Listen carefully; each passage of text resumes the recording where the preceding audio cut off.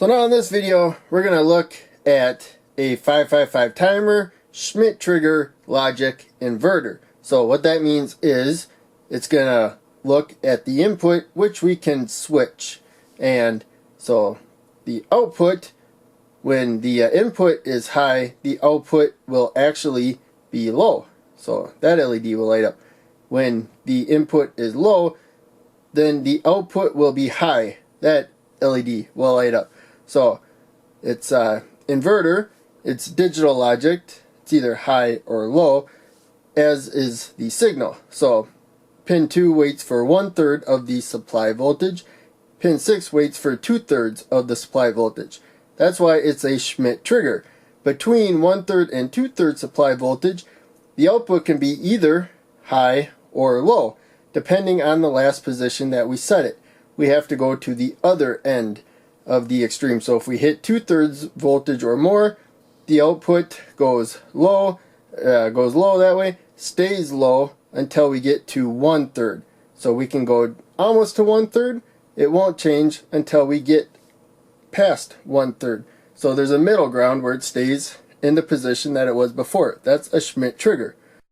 So now we got a lot of jumpers here, but these three are for the trimpot, so we can ignore those three. We have to power the 555 timer, so pin 1 to the negative rail. You can see that right there. That's the top pin, 1, 2, 3, 4, and then 5, 6, 7, 8, pin 8 to the positive rail. That's to power it.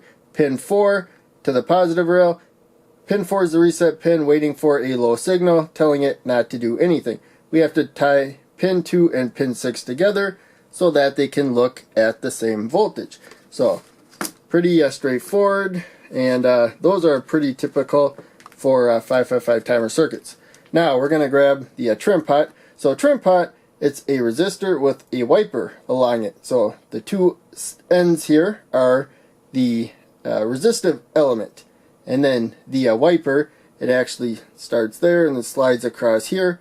The wiper can slide to any point along that resistive element right there. So we will put that there. So the middle pin is going to the white jumper. That's going to this jumper that connects pin 2 and pin 6 together. So we're connected to pin 2, but electrically this is all one node. It has the same voltage. That is the main takeaway. So that's it for wiring it as a switch. It'll either output a high or low signal. To see that high-low signal, it's actually going to output the power for the LEDs. Sometimes the signal is strong enough to power stuff. And there we go. That looks like that lines up okay. I'm going to put a green LED. I'm actually going to put the LED to the positive rail. So the long lead, I got this jumper here that goes to the positive rail. I'm going to plug that in there.